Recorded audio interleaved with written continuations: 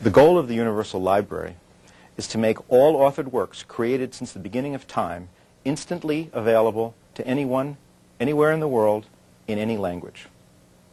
Advances in storage and compression techniques have made it possible to gather vast amounts of information in digital libraries and make them available all over the world. The Internet, particularly the World Wide Web, makes it possible to deliver this information nearly instantaneously anywhere on the planet. Let's now take a look at some of the materials contained in the Universal Library and how to access them. We're looking at a high-resolution color image of a cactus flower from an antique botanical print. The original of this print is rare and fragile and is normally inaccessible to human beings. But through the Universal Library, it can be made available to researchers all over the world. To look at other material in the Universal Library, we just go back to the home page and select books, for example. This gives a menu of some of the books that are available now in the Universal Library. We can take a look at some antique books that are in the public domain, choosing here The History of New England, a book from 1847.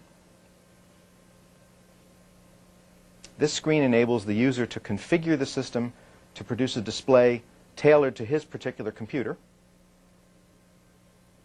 And now I can go in and look at an actual scanned image of the book, The History of New England, written by Lilly in the year 1847. And here we see the book exactly as it exists, even with discolorations.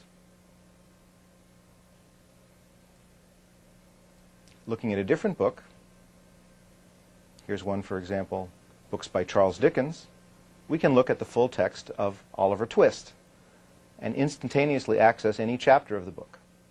Begin reading, print the book out, whatever we would like to do with it.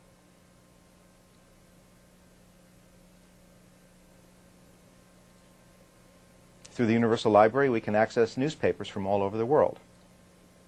Here, for example, from the different continents, we can access a Japanese newspaper, the Japan Times. These are today's headlines, November 4th, 1997. If we want to look at a particular article, I just click on it and begin reading the full text from the Japan Times. Likewise, we can look at international or national magazines. Here's a selection from a variety of countries around the world. For example, we can look at Greek magazines. I don't read Greek, but this appears to be a magazine of interest to automobile fanciers. Of course, with graphic capabilities, we're able to display the document in its original language.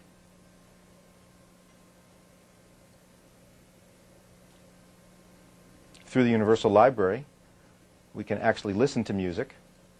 Here, for example, some works by Mozart.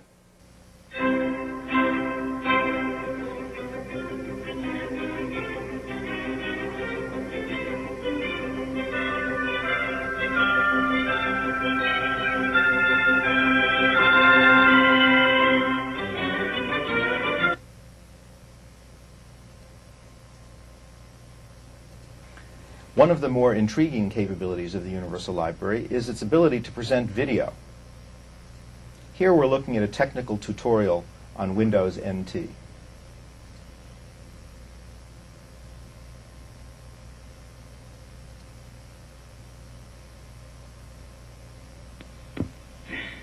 If you add the C++ classes, you have about another 2,000 functions or methods in that case.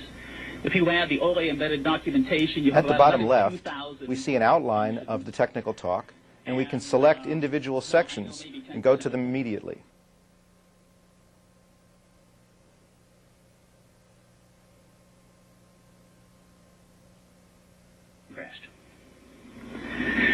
Win32 is now the standard platform from Microsoft. It's the generic name for a collection of 32-bit implementations of Windows. Windows NT is a complete operating system written from the ground up. Windows 95 is a very highly integrated add-on to MS-DOS 7. Now, people say, but wait a minute, it's a real operating system. No. Look underneath it. There's MS-DOS7. And if you don't believe me, go read Unauthorized Windows 95. And he shows you all the places where the code is identical between the two systems. And but Windows 95 is a very highly integrated add-on, and they basically said, we don't care about supporting compatibility under MS-DOS. We're going to make a 32-bit system, and they did. This was actually a reaction to the NT people who sort of... In case you don't want to wait for the end, you can skip directly to it. Fortunately, this is trivial. But it does require that you do it. You don't get it for free from the linker.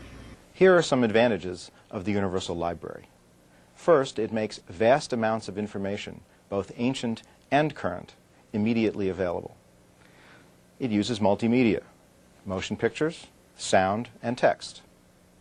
The information is instantly available to anyone in the world who has access to the Internet. For a fuller demonstration, please visit our website.